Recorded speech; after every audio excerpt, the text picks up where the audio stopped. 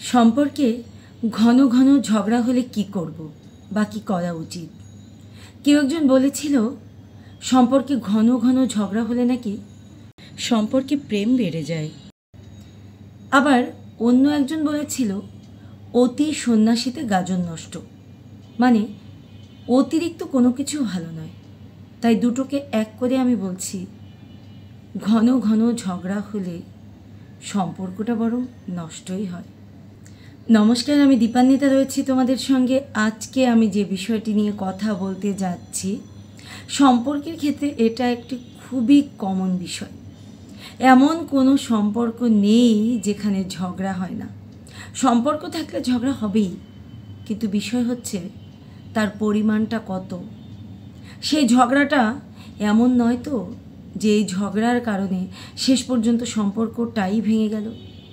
এটা কিন্তু আমাদের কারো কাম্য নয়। আমরা মূলত ভালো থাকার জন্যই ভালোবাসার সম্পর্কে জড়াই। ভালোবাসা এই শব্দটি এসেছে মূলত ভালোভাবে বাস করা। তাই যখন সম্পর্কের মধ্যে অতিরিক্ত ঝগড়াটা আমাদের ভালোভাবে বাস করাটাকে বিঘ্নিত করে দেয়, তখন সেই ভালোবাসাটা আর ভালোবাসা থাকে না, সেটা হয়ে ওঠে আমাদের জন্য দুর্বিষহ। এখন এই সম্পর্কের মধ্যে বারবার ঝগড়া কেন হয়? সম্পর্কের শুরুতে কিন্তু ঝগড়াটা হয় না, দুজন দুজনের প্রতি অতিরিক্ত মুগ্ধতায় কেটে যায় অন্তত 3 থেকে 6টি মাস। সম্পর্কের শুরুর এই 3 থেকে 6 মাসকে বলা হয় মধু মাস বা হানিমুন পিরিয়ড।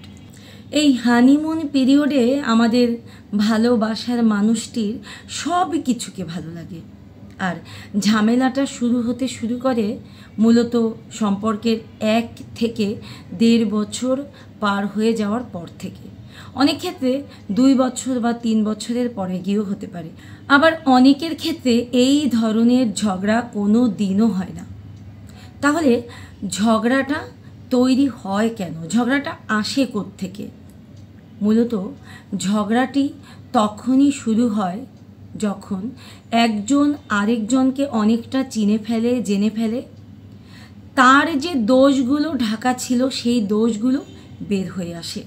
সম্পর্কের শুরুর দিকে কেউ কিন্তু তার দোষগুলোকে দেখতে দেয় না বা বুঝতে দেয় না, কেবলমাত্র তার পজিটিভ সাইডগুলো ওপেন করে। কিন্তু যখন তার নেগেটিভ সাইডগুলো ওপেন হতে শুরু করে, তখন একজনের নেগেটিভ সাইডগুলো অন্যজন মেনে নিতে পারে না। এখন কথা হচ্ছে, যাকে তুমি ভালোবেসেছিলে, যার গুণগুলোকে তুমি ভালোবেসেছিলে, সেই মানুষটির দোষগুলোকে কেন তুমি গ্রহণ করতে পারবে না? দোষ গুণ নিয়েই তো মানুষ। তাহলে ওই মানুষটিকে যদি তুমি ভালোবেসে থাকো, তার গুণ, তার দোষ সব মিলিয়ে যদি তাকে ভালোবাসতে পারো, সেটাই তো তার ভালোবাসা। কিন্তু আমরা মূলত এই ব্যাপারটিকে বুঝতে পারি না। আমরা যখনই ওর মধ্যে অপ্রত্যাশিত কিছু খুঁজে পাই বা আমাদের প্রত্যাশাগুলোকে ও আর ফুলফিল করতে পারে না, আমরা তখন রাগান্বিত হই, আমাদের মধ্যে ক্রোধের জন্ম হয়। আমরা যেটা চাই সেটাকেই ওকে বোঝাতে চাই। ও তখন হয়তো আমারটা নাও বুঝতে পারে, তখনই লেগে যায় দুজনের মধ্যে দ্বন্দ্ব। আর এই দ্বন্দ্ব থেকে শুরু হয় ইগোর লড়াই। আমরা আমাদেরটাকে বোঝাতে চাই, সে আবার তারটাকে বোঝাতে চায়। এই যে দুজন, আমি আমাকেই সঠিক প্রমাণ করব, এই জায়গা থেকে কেউ কাউকে যদি ছাড় দেওয়ার প্রবণতা না থাকে, তাহলে দুজনের মধ্যে ঘন ঘন ঝগড়া লেগেই থাকে। আবার এই ঝগড়ার মধ্যে দিয়ে কেউ কাউকে ছাড়তেও পারছি না, কারণ ওই যে অভ্যাস। ভালোবাসাটার মূল ভিত্তিটা কি বলো তো? তখন ভালোবাসাটার মূল ভিত্তি হয়ে দাঁড়ায় ওই অভ্যাস। একজন আরেকজনের সঙ্গে প্রতিনিয়ত চলা, প্রতিদিন একজন আরেকজনের সাথে থাকা। ওই অভ্যাসের কারণে একজন আরেকজনকে তখন ছাড়াও যায় না। এদিকে একসাথে থাকাটা হয়ে ওঠে দুর্বিষহ। কি করবে তখন তুমি? আচ্ছা, তুমি কি ভেবে দেখেছো, ওই যে সম্পর্কের শুরুর দিকে তুমি কিন্তু কোনো কিছু নিয়ে খুব বেশি ঘাঁটাতে না, ওর এত দোষগুলো তোমার চোখে কেন পড়েনি? কারণ তুমি ওকে নিয়ে এত ঘাটাতে না, বা তুমি নিজেকেও এত বেশি প্রমাণ করতে চাইতে না। সম্পর্কের সেই শুরুর দিকেও কোনো না কোনো ছোটোখাটো কারণে হলেও ওর প্রতি কিন্তু তোমার রাগ হয়েছে, কিন্তু তুমি তখন কি করেছো? তুমি চেপে গেছো, তুমি ওটাকে বাড়তে দাওনি, তুমি নিজের মধ্যে লুকিয়ে রেখেছো। তুমি যে ঝগড়া করতে পারো এটা তুমি ওকে দেখাওনি।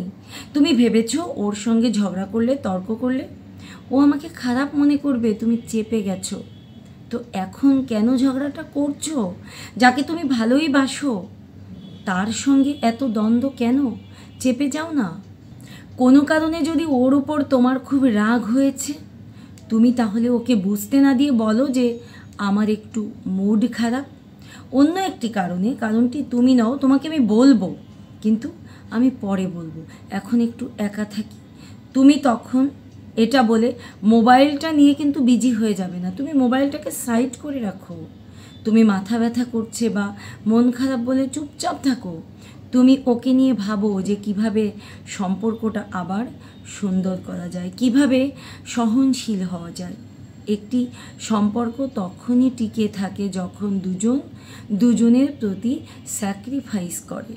তোমরা দুজন কিন্তু দুজনকে ছাড়া থাকতে পারো না। ওই যে বললাম অভ্যাস, ভালোবাসা, টান, মায়া, মমতা। তাহলে কি লাভ ঝগড়া করে? কি লাভ এই ইগোর লড়াই করে? ওর সঙ্গে ইগোর লড়াই করে জিতে তো তুমি গেলে, কিন্তু তোমাদের ভালোবাসাটা যে পরাজিত হয়ে গেল। তুমি কি তোমার প্রেমটাকে, তোমার ভালোবাসাটাকে পরাজিত হতে দিতে চাও? পরাজিত হতে দেখতে চাও? ভালো লাগবে তোমার? চেপে যাও। অনেক কিছু আছে, বাড়ালে বাড়ে, চেপে গেলে কিন্তু বিষয়টা হালকা হয়ে যায়। যেটাকে তুমি তর্ক করে বাড়াবে সেটাই কিন্তু তুমি যদি তোমার ব্রেনে না নাও, গুরুত্ব না দাও, ওই বিষয়টি কিন্তু হালকা হয়ে যায়। প্র্যাকটিস করেই দেখো না, বিষয়টিকে তুমি না বাড়ালে মনে হবে এটা কোনো বিষয়ই না। এমন হতেই পারে, তুমি নিজেই একদিন দেখবে তোমারই মনে হবে ধুর, আমি তো ফালতু বিষয় নিয়ে ঝগড়া করেছি এতদিন, এগুলো কোনো বিষয় না, ঝগড়া করার বিষয় না। এটা জীবনে কত গুরুত্বপূর্ণ কাজ আছে। যখন তোমার ওর প্রতি মুড খারাপ হবে তখন তুমি তোমার ক্রিয়েটিভ কাজ নিয়ে ব্যস্ত হয়ে পড়ো। তুমি সময়ের মূল্য দাও। তুমি ভাবো যে 5 মিনিট বা 10 মিনিট ঝগড়া করে যে সময়টা তুমি নষ্ট করছো, ওই সময় কিছু একটা করে ফেলো না। যদি একদমই কিছু ভালো না লাগে, একটু সাজো, একটু রূপচর্চা করো। বা তুমি যদি পুরুষ হয়ে থাকো, তুমি তোমার ত্বকের যত্ন নিতে পারো, হাতের পায়ের যত্ন নিতে পারো, কত কিছুই তো করা যায়। নিজেকে সুন্দর তৈরি করার পেছনে সময় দাও, একটু এক্সারসাইজ করো। দেখো না, এক্সারসাইজ করলে কিন্তু মন ভীষণ ভালো হয়ে যায়, সত্যি বলছি। তাই তোমাকে মনে আগে সেট করতে হবে, আমি ঝগড়া করব না, আমি যাকে ভালোবাসি তার সঙ্গে আমি দ্বন্দ্ব কিছুতেই করব না।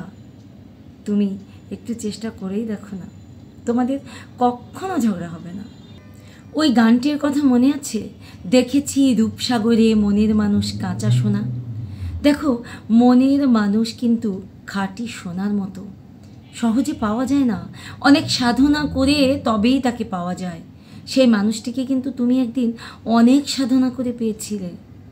তুমি তার মূল্য আজকে কেন দিতে পারছো না? তাকে হারিয়ে ফেললে তুমি কিন্তু অনেক আফসোস করবে। তার মূল্য তুমি সেদিনই বুঝবে যেদিন তুমি তাকে হারিয়ে ফেলবে।